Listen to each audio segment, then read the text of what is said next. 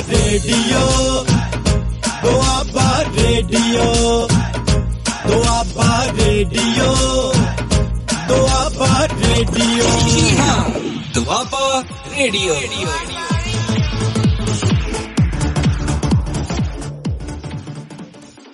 सत श्री अकाल। मैं अनीता गर्ग, साइंस मिस्ट्रेस, सरकारी सीनियर सैकेंडरी ਸਕੂਲ ਸੰਧੂ ਪੱਤੀ ਬਰਨਾਲਾ ਤੋਂ ਹਾਂ। ਮੈਂ ਆਸ ਕਰਦੀ ਹਾਂ ਕਿ ਤੁਸੀਂ ਸਾਰੇ ਤੰਦਰੁਸਤ ਹੋਵੋਗੇ। ਕਰੋਨਾ ਵਰਗੀ ਵੈਸ਼ਵਿਕ ਮਹਾਮਾਰੀ ਤੋਂ ਬਚਣ ਦਾ ਇੱਕੋ ਇੱਕ ਤਰੀਕਾ ਘਰ ਵਿੱਚ ਰਹਿਣਾ ਅਤੇ ਸੁਰੱਖਿਅਤ ਰਹਿਣਾ ਹੈ, ਕਿਉਂਕਿ ਕਿਹਾ ਗਿਆ ਹੈ ਸਟੇ ਹੋਮ ਸਟੇ ਸੇਫ। ਪਿਆਰੇ ਵਿਦਿਆਰਥੀਓ, ਮੈਂ ਅੱਜ ਤੁਹਾਡੇ ਨਾਲ ਜਮਾਤ 10ਵੀਂ ਦੇ ਅਧਿਆਇ 6 ਜੈਵਿਕ ਪ੍ਰਕਿਰਿਆਵਾਂ ਵਿੱਚ ਪੋਸ਼ਣ ਬਾਰੇ ਗੱਲਬਾਤ ਕਰਾਂਗੀ। ਉਮੀਦ ਹੈ ਤੁਹਾਨੂੰ ਇਹ ਪਸੰਦ ਆਵੇਗਾ। ਸਭ ਤੋਂ ਪਹਿਲਾਂ ਅਸੀਂ ਜਾਣਾਂਗੇ ਕਿ ਜੈਵਿਕ ਪ੍ਰਕਿਰਿਆਵਾਂ ਕੀ ਹਨ। ਉਹ ਸਾਰੇ ਕਾਰਜ ਜੋ ਸਾਂਝੇ ਰੂਪ ਵਿੱਚ ਜੀਵਾਂ ਦੀ ਰੱਖਿਆ ਦਾ ਕੰਮ ਕਰਦੇ ਹਨ, ਉਹਨਾਂ ਨੂੰ ਜੈਵਿਕ ਪ੍ਰਕਿਰਿਆਵਾਂ ਆਖਦੇ ਹਨ, ਜਿਵੇਂ ਪੋਸ਼ਣ, ਸਾਹ ਕਿਰਿਆ, ਪਦਾਰਥਾਂ ਦਾ ਸਥਾਨਾਂਤਰਨ ਅਤੇ ਮਲ ਤਿਆਗ। ਜੀਵਾਂ ਵਿੱਚ ਨਿਰੰਤਰ ਢਾਊ ਸਾਰੂ ਕਿਰਿਆਵਾਂ ਚੱਲਦੀਆਂ ਰਹਿੰਦੀਆਂ ਹਨ। ਇਹਨਾਂ ਸਾਰੀਆਂ ਕਿਰਿਆਵਾਂ ਲਈ ਊਰਜਾ ਦੀ ਲੋੜ ਹੈ, ਜੋ ਕਿ ਭੋਜਨ ਤੋਂ ਪ੍ਰਾਪਤ ਹੁੰਦੀ ਹੈ। ਭੋਜਨ ਨੂੰ ਸਰੀਰ ਦੇ ਅੰਦਰ ਲੈ ਜਾਣ ਦੀ ਕਿਰਿਆ ਨੂੰ ਆਮ ਕਰਕੇ ਪੋਸ਼ਣ ਆਖਿਆ ਜਾਂਦਾ ਹੈ। ਪੋਸ਼ਣ ਦੋ ਤਰ੍ਹਾਂ ਦਾ ਹੁੰਦਾ ਹੈ, ਸਵੈ-ਪੋਸ਼ੀ ਪੋਸ਼ਣ ਅਤੇ ਪਰਪੋਸ਼ੀ ਪੋਸ਼ਣ। ਸਵੈ-ਪੋਸ਼ੀ ਪੋਸ਼ਣ ਤੋਂ ਭਾਵ ਅਜਿਹੇ ਜੀਵ ਜੋ ਆਪਣਾ ਭੋਜਨ ਆਪ ਤਿਆਰ ਕਰਦੇ ਹਨ, ਉਸ ਪੋਸ਼ਣ ਨੂੰ ਸਵੈ-ਪੋਸ਼ੀ ਪੋਸ਼ਣ ਕਿਹਾ ਜਾਂਦਾ ਹੈ, ਜਿਵੇਂ ਹਰੇ ਪੌਦੇ ਅਤੇ ਨੀਲੀ ਹਰੀ ਘਾਈ। ਹਰੇ ਪੌਦੇ ਆਪਣਾ ਭੋਜਨ ਆਪ ਤਿਆਰ ਕਰਦੇ ਹਨ। ਜਿਸ ਵਿਧੀ ਰਾਹੀਂ ਹਰੇ ਪੌਦੇ ਆਪਣਾ ਭੋਜਨ ਤਿਆਰ ਕਰਦੇ ਹਨ, ਉਸ ਨੂੰ ਪ੍ਰਕਾਸ਼ ਸੰਸਲੇਸ਼ਣ ਕਿਰਿਆ ਕਹਿੰਦੇ ਹਨ। ਹਰੇ ਪੌਦੇ ਸੂਰਜ ਦੀ ਰੋਸ਼ਨੀ, ਕਾਰਬਨ ਡਾਈਆਕਸਾਈਡ, ਪਾਣੀ ਅਤੇ ਕਲੋਰੋਫਿਲ ਦੀ ਹੋਂਦ ਵਿੱਚ ਆਪਣਾ ਭੋਜਨ ਕਾਰਬੋਹਾਈਡਰੇਟਸ ਦੇ ਰੂਪ ਵਿੱਚ ਤਿਆਰ ਕਰਦੇ ਹਨ। ਕਾਰਬੋਹਾਈਡਰੇਟਸ ਪੌਦਿਆਂ ਨੂੰ ਊਰਜਾ ਪ੍ਰਦਾਨ ਕਰਨ ਲਈ ਵਰਤੇ ਜਾਂਦੇ ਹਨ। ਜੋ ਕਾਰਬੋਹਾਈਡਰੇਟ ਤੁਰੰਤ ਨਹੀਂ ਵਰਤੇ ਜਾਂਦੇ, ਉਹਨਾਂ ਨੂੰ ਸਟਾਰਚ ਦੇ ਰੂਪ ਵਿੱਚ ਜਮ੍ਹਾਂ ਕਰ ਲਿਆ ਜਾਂਦਾ ਹੈ। ਇਹ ਸਟਾਰਚ ਅੰਦਰੂਨੀ ਊਰਜਾ ਜਮ੍ਹਾਂ ਵਜੋਂ ਕੰਮ ਕਰਦਾ ਹੈ ਅਤੇ ਜਦੋਂ ਵੀ ਲੋੜ ਹੋਵੇ ਪੌਦੇ ਦੁਆਰਾ ਵਰਤ ਲਿਆ ਜਾਂਦਾ ਹੈ। ਆਓ ਦੇਖੀਏ ਕਿ ਪੌਦਿਆਂ ਵਿੱਚ ਪ੍ਰਕਾਸ਼ ਸੰਸਲੇਸ਼ਣ ਦੀ ਕਿਰਿਆ ਦੌਰਾਨ ਅਸਲ ਵਿੱਚ ਕੀ ਹੁੰਦਾ ਹੈ। ਇਸ ਸਮੇਂ ਪੌਦਿਆਂ ਵਿੱਚ 3 ਕਿਰਿਆਵਾਂ ਵਾਪਰਦੀਆਂ ਹਨ। ਪੌਦੇ ਦੇ ਪੱਤੇ ਵਿੱਚ ਮੌਜੂਦ ਹਰੇ ਰੰਗ ਦਾ ਵਰਣਕ ਕਲੋਰੋਫਿਲ ਸੂਰਜੀ ਊਰਜਾ ਨੂੰ ਸੋਖਿਤ ਕਰਦਾ ਹੈ। ਫਿਰ ਇਸ ਸੂਰਜੀ ਊਰਜਾ ਨੂੰ ਰਸਾਇਣਿਕ ਊਰਜਾ ਵਿੱਚ ਬਦਲਿਆ ਜਾਂਦਾ ਹੈ। ਵਾਤਾਵਰਣ ਵਿੱਚੋਂ ਲਏ ਗਏ ਪਾਣੀ ਨੂੰ ਹਾਈਡਰੋਜਨ ਅਤੇ ਆਕਸੀਜਨ ਵਿੱਚ ਅਪਘਟਿਤ ਕਰਿਆ ਜਾਂਦਾ ਹੈ। ਇਸ ਤੋਂ ਬਾਅਦ ਕਾਰਬਨ ਡਾਈਆਕਸਾਈਡ ਦਾ ਕਾਰਬੋਹਾਈਡਰੇਟਸ ਦੇ ਵਿੱਚ ਲਘੂਕਰਨ ਕਰਿਆ ਜਾਂਦਾ ਹੈ। ਪ੍ਰਕਾਸ਼ ਸੰਸਲੇਸ਼ਣ ਕਿਰਿਆ ਦੇ ਨਤੀਜੇ ਵਜੋਂ ਗਲੂਕੋਜ਼ ਅਤੇ ਆਕਸੀਜਨ ਪੈਦਾ ਹੁੰਦੀ ਹੈ। ਇਹ ਆਕਸੀਜਨ ਗੈਸ ਪੱਤਿਆਂ ਵਿੱਚ ਮੌਜੂਦ ਛੋਟੇ-ਛੋਟੇ ਛੇਕਾਂ, ਜਿਨ੍ਹਾਂ ਨੂੰ ਸਟੋਮੈਟਾ ਕਹਿੰਦੇ ਹਨ, ਉਹਨਾਂ ਰਾਹੀਂ ਵਾਤਾਵਰਣ ਵਿੱਚ ਛੱਡ ਦਿੱਤੀ ਜਾਂਦੀ ਹੈ। ਅਸਲ ਵਿੱਚ ਪੱਤਿਆਂ ਵਿੱਚ ਮੌਜੂਦ ਇਹ ਛੇਕ ਪੌਦਿਆਂ ਵਿੱਚ ਗੈਸਾਂ ਦਾ ਆਦਾਨ ਪ੍ਰਦਾਨ ਦਾ ਕਾਰਜ ਕਰਦੇ ਹਨ। ਉਹ ਵਾਤਾਵਰਣ ਵਿੱਚੋਂ ਕਾਰਬਨ ਡਾਈਆਕਸਾਈਡ ਲੈਂਦੇ ਹਨ ਅਤੇ ਪ੍ਰਕਾਸ਼ ਸੰਸਲੇਸ਼ਣ ਦੀ ਉਪਜ ਆਕਸੀਜਨ ਨੂੰ ਵਾਤਾਵਰਣ ਵਿੱਚ ਛੱਡਦੇ ਹਨ। ਜੇਕਰ ਅਸੀਂ ਪੱਤੇ ਵਿੱਚ ਸਟੋਮੈਟਾ ਦੀ ਬਣਤਰ ਦਾ ਅਧਿਐਨ ਕਰੀਏ ਤਾਂ ਸਾਨੂੰ ਪਤਾ ਲੱਗੇਗਾ ਕਿ ਸਟੋਮੈਟਾ ਦੇ ਆਲੇ ਦੁਆਲੇ ਗਾਰਡ ਸੈੱਲ ਹੁੰਦੇ ਹਨ। ਇਹ ਗਾਰਡ ਸੈੱਲ ਸਟੋਮੈਟਾ ਦੇ ਖੁੱਲਣ ਅਤੇ ਬੰਦ ਹੋਣ ਦਾ ਕਾਰਨ ਬਣਦੇ ਹਨ। ਜਦੋਂ ਗਾਰਡ ਸੈੱਲਾਂ ਵਿੱਚ ਪਾਣੀ ਭਰ ਜਾਂਦਾ ਹੈ ਤਾਂ ਸਟੋਮੈਟਾ ਖੁੱਲ੍ਹ ਜਾਂਦੇ ਹਨ ਅਤੇ ਜਦੋਂ ਗਾਰਡ ਸੈੱਲਾਂ ਵਿੱਚੋਂ ਪਾਣੀ ਨਿਕਲ ਜਾਂਦਾ ਹੈ ਤਾਂ ਸਟੋਮੈਟਾ ਬੰਦ ਹੋ ਜਾਂਦੇ ਹਨ। ਹੁਣ ਗੱਲ ਕਰਦੇ ਹਾਂ ਪਰਪੋਸ਼ੀ ਪੋਸ਼ਣ ਦੀ। ਇਸ ਤੋਂ ਭਾਵ ਹੈ ਅਜਿਹੇ ਜੀਵ ਜੋ ਆਪਣਾ ਭੋਜਨ ਆਪ ਤਿਆਰ ਨਹੀਂ ਕਰਦੇ, ਸਗੋਂ ਦੂਜਿਆਂ ਤੋਂ ਪ੍ਰਾਪਤ ਕਰਦੇ ਹਨ। ਇਸ ਤਰ੍ਹਾਂ ਇਹ ਜੀਵ ਜਟਿਲ ਕਾਰਬਨਿਕ ਪਦਾਰਥਾਂ ਦਾ ਸਰਲ ਅਕਾਰਬਨਿਕ ਪਦਾਰਥਾਂ ਵਿੱਚ ਵਿਘਟਨ ਕਰਦੇ ਹਨ। ਪਰਪੋਸ਼ੀ ਪੋਸ਼ਣ 3 ਤਰ੍ਹਾਂ ਦਾ ਹੁੰਦਾ ਹੈ। ਠੋਸ ਆਹਾਰੀ ਪੋਸ਼ਣ, ਮ੍ਰਿਤ ਜੀਵੀ ਪੋਸ਼ਣ ਅਤੇ ਪਰਜੀਵੀ। ਠੋਸ ਆਹਾਰੀ ਪੋਸ਼ਣ ਤੋਂ ਭਾਵ ਹੈ ਜਿਸ ਵਿੱਚ ਜੀਵ ਪੂਰੇ ਭੋਜਨ ਨੂੰ ਸਰੀਰ ਦੇ ਅੰਦਰ ਲੈ ਜਾਂਦੇ ਹਨ ਅਤੇ ਉਸ ਦਾ ਪਾਚਨ ਸਰੀਰ ਦੇ ਅੰਦਰ ਹੁੰਦਾ ਹੈ, ਜਿਵੇਂ ਕਿ ਮਨੁੱਖ ਅਤੇ ਹੋਰ ਜੀਵ। ਮ੍ਰਿਤ ਜੀਵੀ ਪੋਸ਼ਣ ਵਿੱਚ ਜੀਵ ਮਰੇ ਹੋਏ ਜੀਵਾਂ ਤੋਂ ਆਪਣਾ ਭੋਜਨ ਪ੍ਰਾਪਤ ਕਰਦੇ ਹਨ। ਇਹ ਆਮ ਤੌਰ ਤੇ ਸੂਖਮ ਜੀਵ ਹੁੰਦੇ ਹਨ, ਜਿਵੇਂ ਕਿ ਉੱਲੀ। ਇਹ ਜੀਵ ਭੋਜਨ ਦਾ ਵਿਘਟਨ ਸਰੀਰ ਦੇ ਬਾਹਰ ਹੀ ਕਰਦੇ ਹਨ ਅਤੇ ਫਿਰ ਉਸ ਦੇ ਰਸਾਂ ਨੂੰ ਪਚਾ ਲੈਂਦੇ ਹਨ, ਸਮਾ ਲੈਂਦੇ ਹਨ ਆਪਣੇ ਅੰਦਰ। ਤੀਸਰਾ ਨੰਬਰ ਹੈ ਪਰਜੀਵੀ। ਇਹ ਜੀਵ ਦੂਜੇ ਪੌਦਿਆਂ ਅਤੇ ਜੰਤੂਆਂ ਦੇ ਸਰੀਰ ਤੋਂ ਆਪਣਾ ਭੋਜਨ ਪ੍ਰਾਪਤ ਕਰਦੇ ਹਨ, ਜਿਵੇਂ ਕਿ ਅਮਰਵੇਲ, ਜੂੰ, ਲੀਚ, ਫਿੱਤਾ ਕਿਰਮ, ਆਰਚਿਡਸ ਆਦਿ। ਸਾਰੇ ਜੀਵਾਂ ਵਿੱਚ ਭੋਜਨ ਅਤੇ ਇਸ ਦੀ ਪ੍ਰਾਪਤੀ ਦੇ ਢੰਗ ਭਿੰਨ-ਭਿੰਨ ਹਨ। ਇਸ ਲਈ ਵੱਖ-ਵੱਖ ਜੀਵਾਂ ਵਿੱਚ ਪਾਚਨ ਪ੍ਰਣਾਲੀਆਂ ਵੀ ਵੱਖ-ਵੱਖ ਹਨ। ਇੱਕ ਸੈਲੀ ਜੀਵਾਂ ਵਿੱਚ ਭੋਜਨ ਉਹਨਾਂ ਦੀ ਸਾਰੀ ਸਤ੍ਹਾ ਤੋਂ ਲਿਆ ਜਾ ਸਕਦਾ ਹੈ, ਪਰੰਤੂ ਜਿਵੇਂ-ਜਿਵੇਂ ਜੀਵਾਂ ਦੀ ਜਟਿਲਤਾ ਵੱਧਦੀ ਰਹਿੰਦੀ ਹੈ, ਉਹਨਾਂ ਵਿੱਚ ਭੋਜਨ ਨੂੰ ਪਚਾਉਣ ਲਈ ਪਾਚਨ ਪ੍ਰਣਾਲੀ ਦੇ ਵੱਖ-ਵੱਖ ਅੰਗ ਵਿਕਸਿਤ ਹੋ ਜਾਂਦੇ ਹਨ। ਹੁਣ ਅਸੀਂ ਗੱਲ ਕਰਾਂਗੇ ਅਮੀਬਾ, ਜੋ ਕਿ ਇੱਕ ਸੂਖਮ ਜੀਵ ਹੈ, ਉਹ ਆਪਣਾ ਪੋਸ਼ਣ ਕਿਵੇਂ ਪ੍ਰਾਪਤ ਕਰਦਾ ਹੈ। ਅਮੀਬਾ ਇੱਕ ਸੂਖਮ ਜੀਵ ਹੈ ਜੋ ਪਾਣੀ ਵਿੱਚ ਰਹਿੰਦਾ ਹੈ। ਇਸ ਦਾ ਆਕਾਰ ਅਨਿਯਮਿਤ ਹੁੰਦਾ ਹੈ। ਇਸ ਦੀ ਸਰੀਰਕ ਰਚਨਾ ਨਿਰੰਤਰ ਬਦਲਦੀ ਰਹਿੰਦੀ ਹੈ। ਇਸ ਦੇ ਸਰੀਰ ਦੀ ਜਿਹੜੀ ਰਚਨਾ ਹੈ ਅਨਿਯਮਿਤ ਬਦਲਣ ਕਰਕੇ ਇਸ ਕਰਕੇ ਹੀ ਇਹ ਪਾਣੀ ਵਿੱਚ ਲਗਾਤਾਰ ਗਤੀ ਕਰਦਾ ਰਹਿੰਦਾ ਹੈ। ਅਮੀਬਾ ਆਪਣੇ ਸੈੱਲ ਦੀ ਸਤ੍ਹਾ ਤੋਂ ਉਤਪੰਨ ਹੋਏ ਉਂਗਲੀ ਜਿਹੇ ਆਭਾਸੀ ਪੈਰ ਦੀ ਮਦਦ ਨਾਲ ਭੋਜਨ ਪ੍ਰਾਪਤ ਕਰਦਾ ਹੈ। ਇਹ ਵਾਧਰਾ ਭੋਜਨ ਦੇ ਕਣਾਂ ਨੂੰ ਘੇਰ ਲੈਂਦਾ ਹੈ ਅਤੇ ਅੰਦਰ ਲਿਜਾ ਕੇ ਭੋਜਨ ਰਾਜਧਾਨੀ ਬਣਾਉਂਦਾ ਹੈ। ਭੋਜਨ ਰਾਜਧਾਨੀ ਦੇ ਅੰਦਰ ਜਟਿਲ ਪਦਾਰਥਾਂ ਦਾ ਵਿਘਟਨ ਸਰਲ ਪਦਾਰਥਾਂ ਵਿੱਚ ਹੋ ਜਾਂਦਾ ਹੈ ਅਤੇ ਉਹ ਸੈੱਲ ਪਦਾਰਥ ਵਿੱਚ ਸ਼ਾਮਲ ਹੋ ਜਾਂਦੇ ਹਨ।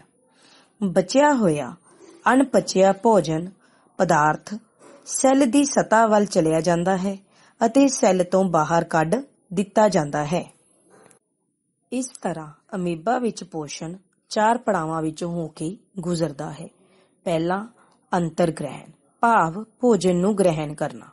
ਦੂਜਾ ਪਾਚਨ, ਜਦੋਂ ਭੋਜਨ ਰਾਜਧਾਨੀ ਵਿੱਚ ਆ ਜਾਂਦਾ ਹੈ ਤਾਂ ਉੱਥੇ ਐਂਜ਼ਾਈਮ ਉਸ ਭੋਜਨ ਉੱਤੇ ਕਿਰਿਆ ਕਰਕੇ ਉਸ ਨੂੰ ਪਚਾ ਦਿੰਦੇ ਹਨ।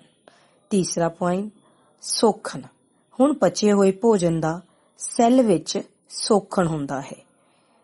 ਫੋਰਥ ਪੁਆਇੰਟ ਸਵੈ ਅੰਗੀਕਰਨ, ਜਿਸ ਵਿੱਚ ਪਚਿਆ ਹੋਇਆ ਭੋਜਨ ਹੈ ਜੋ ਸੈੱਲ ਵਿੱਚ ਸਮਾ ਜਾਂਦਾ ਹੈ। ਅੰਤ ਵਿੱਚ ਅਣਪਚਿਆ ਭੋਜਨ ਸੈੱਲ ਦੀ ਸਤ੍ਹਾ ਤੋਂ ਬਾਹਰ ਕੱਢ ਦਿੱਤਾ ਜਾਂਦਾ ਹੈ। ਇਸ ਦੇ ਨਾਲ ਹੀ ਇੱਕ ਹੋਰ ਇੱਕ ਸੈਲੀ ਜੀਵ ਪੈਰਾਮੀਸ਼ੀਅਮ ਹੈ। ਇਸ ਦੇ ਸੈੱਲ ਦਾ ਇੱਕ ਨਿਸ਼ਚਿਤ ਆਕਾਰ ਹੈ ਅਤੇ ਇਹ ਆਪਣਾ ਭੋਜਨ ਇੱਕ ਨਿਸ਼ਚਿਤ ਸਥਾਨ ਤੋਂ ਹੀ ਗ੍ਰਹਿਣ ਕਰਦਾ ਹੈ। ਭੋਜਨ ਇਸ ਸਥਾਨ ਤੱਕ ਸੀਲੀਆ ਦੀ ਗਤੀ ਦੁਆਰਾ ਪਹੁੰਚਦਾ ਹੈ। ਇਹ ਸੀਲੀਆ ਪੈਰਾਮੀਸ਼ੀਅਮ ਦੀ ਸਾਰੀ ਸੈੱਲ ਸਤ੍ਹਾ ਦੇ ਉੱਤੇ ਹੁੰਦੇ ਹਨ। ਇਹ ਸੀਲੀਆ ਰਾਹੀਂ ਹੀ ਭੋਜਨ ਇਸ ਤੱਕ ਪਹੁੰਚਦਾ ਹੈ। ਸੈੱਲ ਦੇ ਅੰਦਰ ਜਾ ਕੇ ਇਸ ਦਾ ਪਾਚਨ ਕਰ ਲਿਆ ਜਾਂਦਾ ਹੈ। ਹੁਣ ਆਪਾਂ ਗੱਲ ਕਰਾਂਗੇ ਮਨੁੱਖਾਂ ਵਿੱਚ ਪੋਸ਼ਣ ਬਾਰੇ। ਮਨੁੱਖ ਵਿੱਚ ਭਰਪੋਸ਼ੀ ਪੋਸ਼ਣ ਹੁੰਦਾ ਹੈ। ਇਹ ਠੋਸ ਆਹਾਰੀ ਪੋਸ਼ਣ ਹੈ, ਕਿਉਂਕਿ ਮਨੁੱਖ ਭੋਜਨ ਨੂੰ ਸਰੀਰ ਦੇ ਅੰਦਰ ਲਿਜਾ ਕੇ ਪਚਾਉਂਦਾ ਹੈ। ਇਸ ਲਈ ਮਨੁੱਖ ਵਿੱਚ ਠੋਸ ਆਹਾਰੀ ਪੋਸ਼ਣ ਹੁੰਦਾ ਹੈ। ਮਨੁੱਖ ਇੱਕ ਗੁੰਝਲਦਾਰ ਜੀਵ ਹੈ, ਜਿਸ ਵਿੱਚ ਇੱਕ ਪੂਰੀ ਤਰ੍ਹਾਂ ਵਿਕਸਿਤ ਪਾਚਨ ਪ੍ਰਣਾਲੀ ਹੁੰਦੀ ਹੈ, ਜੋ ਕਿ ਮੂੰਹ ਤੋਂ ਸ਼ੁਰੂ ਹੋ ਕੇ ਮਲ ਦੁਆਰ ਤੱਕ ਇੱਕ ਲੰਬੀ ਨਲੀ ਹੈ। ਇਸ ਲੰਬੀ ਪਾਚਨ ਪ੍ਰਣਾਲੀ ਦੇ ਮੁੱਖ ਭਾਗ ਮੂੰਹ, ਭੋਜਨ ਨਲੀ, ਮੈਦਾ, ਛੋਟੀ ਆਂਦਰ, ਵੱਡੀ ਆਂਦਰ ਅਤੇ ਮਲ ਦੁਆਰ ਹਨ। ਜਦੋਂ ਭੋਜਨ ਮੂੰਹ ਦੇ ਅੰਦਰ ਆਉਂਦਾ ਹੈ ਤਾਂ ਇਸ ਨੂੰ ਦੰਦਾਂ ਨਾਲ ਚਿੱਥ ਕੇ ਛੋਟੇ-ਛੋਟੇ ਟੁਕੜਿਆਂ ਵਿੱਚ ਤੋੜਿਆ ਜਾਂਦਾ ਹੈ। ਦੰਦ ਭੋਜਨ ਨੂੰ ਚਬਾਉਣ ਦਾ ਕੰਮ ਕਰਦੇ ਹਨ। ਬੱਚਿਓ, ਕਈ ਵਾਰ ਕੀ ਹੁੰਦਾ ਹੈ, ਜਦੋਂ ਅਸੀਂ ਸਵਾਦਿਸ਼ਟ ਭੋਜਨ ਦੇਖਦੇ ਹਾਂ ਤਾਂ ਉਸ ਨੂੰ ਵੇਖ ਕੇ ਸਾਡੇ ਮੂੰਹ ਵਿੱਚ ਪਾਣੀ ਆ ਜਾਂਦਾ ਹੈ। ਇਹ ਪਾਣੀ ਕਿੱਥੋਂ ਆਇਆ? ਇਹ ਇੱਕ ਲਾਰ ਹੈ ਜੋ ਕਿ ਸਾਡੇ ਮੂੰਹ ਵਿੱਚ ਪੈਦਾ ਹੁੰਦੀ ਹੈ। ਸਾਡੇ ਮੂੰਹ ਵਿੱਚ 3 ਜੋੜੀ ਲਾਰ ਗ੍ਰੰਥੀਆਂ ਹੁੰਦੀਆਂ ਹਨ ਜੋ ਇਹ ਲਾਰ ਨੂੰ ਪੈਦਾ ਕਰਦੀਆਂ ਹਨ। ਭੋਜਨ ਨੂੰ ਚਬਾਉਂਦੇ ਸਮੇਂ ਪੇਸ਼ੀਦਾਰ ਜੀਭ ਭੋਜਨ ਨੂੰ ਲਾਰ ਨਾਲ ਚੰਗੀ ਤਰ੍ਹਾਂ ਮਿਲਾ ਦਿੰਦੀ ਹੈ, ਜਿਸ ਨਾਲ ਭੋਜਨ ਕੋਮਲ ਹੋ ਜਾਂਦਾ ਹੈ ਅਤੇ ਗਿੱਲਾ ਹੋ ਜਾਂਦਾ ਹੈ। ਗਿੱਲਾ ਅਤੇ ਕੋਮਲ ਭੋਜਨ ਆਸਾਨੀ ਨਾਲ ਭੋਜਨ ਨਲੀ ਵਿੱਚੋਂ ਲੰਘ ਸਕਦਾ ਹੈ। ਲਾਰ ਵਿੱਚ ਇੱਕ ਐਂਜ਼ਾਈਮ ਵੀ ਹੁੰਦਾ ਹੈ ਜਿਸ ਨੂੰ ਲਾਰ ਅਮਾਈਲੇਜ਼ ਕਹਿੰਦੇ ਹਨ, ਜੋ ਸਟਾਰਚ ਦੇ ਜਟਿਲ ਅਣੂਆਂ ਨੂੰ ਅਪਘਟਿਤ ਕਰਕੇ ਸ਼ੂਗਰ ਵਿੱਚ ਬਦਲ ਦਿੰਦਾ ਹੈ। ਹੁਣ ਭੋਜਨ ਮੂੰਹ ਤੋਂ ਭੋਜਨ ਨਲੀ ਵਿੱਚ ਚਲਾ ਜਾਂਦਾ ਹੈ। ਭੋਜਨ ਨਲੀ ਦੀ ਅੰਦਰਲੀ ਪਰਤ ਵਿੱਚ ਪੇਸ਼ੀਆਂ ਹੁੰਦੀਆਂ ਹਨ ਜੋ ਇਕਸਾਰਤਾ ਨਾਲ ਸੁੰਗੜਦੀਆਂ ਰਹਿੰਦੀਆਂ ਹਨ ਤਾਂ ਜੋ ਭੋਜਨ ਨੂੰ ਅੱਗੇ ਧੱਕਿਆ ਜਾ ਸਕੇ। ਭੋਜਨ ਨਲੀ ਭੋਜਨ ਨੂੰ ਮਿਹਦੇ ਤੱਕ ਲੈ ਕੇ ਜਾਂਦੀ ਹੈ ਜੋ ਕਿ ਇੱਕ ਜੇ ਆਕਾਰ ਦਾ ਅੰਗ ਹੈ। ਮਿਹਦਾ ਇੱਕ ਵੱਡਾ ਅੰਗ ਹੈ ਜੋ ਭੋਜਨ ਆਉਣ ਤੇ ਫੈਲ ਜਾਂਦਾ ਹੈ। ਮਿਹਦੇ ਦੀ ਕੰਧ ਵਿੱਚ ਮੌਜੂਦ ਮਿਹਦਾ ਗ੍ਰੰਥੀਆਂ ਦੁਆਰਾ ਕਈ ਤਰ੍ਹਾਂ ਦੇ ਪਾਚਕ ਰਸ ਛੱਡੇ ਜਾਂਦੇ ਹਨ, ਜਿਵੇਂ ਹਾਈਡਰੋਕਲੋਰਿਕ ਐਸਿਡ, ਐਂਜ਼ਾਈਮ ਅਤੇ ਮਿਊਕਸ। ਮਿਊਕਸ ਮਿਹਦੇ ਦੀ ਅੰਦਰਲੀ ਕੰਧ ਨੂੰ ਕੋਮਲ ਅਤੇ ਤੇਜ਼ਾਬ ਤੋਂ ਸੁਰੱਖਿਆ ਪ੍ਰਦਾਨ ਕਰਦੀ ਹੈ। ਮਿਹਦੇ ਵਿੱਚ ਪ੍ਰੋਟੀਨ ਦਾ ਪਾਚਨ ਹੁੰਦਾ ਹੈ, ਜਿਸ ਦੇ ਲਈ ਇੱਕ ਐਂਜ਼ਾਈਮ ਪੈਪਸਿਨ ਪੈਦਾ ਹੁੰਦਾ ਹੈ।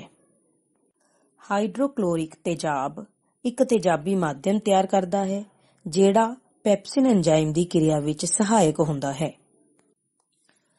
ਇਸ ਦੇ ਨਾਲ ਹੀ ਹਾਈਡਰੋਕਲੋਰਿਕ ਐਸਿਡ ਭੋਜਨ ਨਾਲ ਆਏ ਜੀਵਾਣੂਆਂ ਦਾ ਵੀ ਸੂਖਮ ਜੀਵਾਂ ਦਾ ਖਾਤਮਾ ਕਰਦਾ ਹੈ।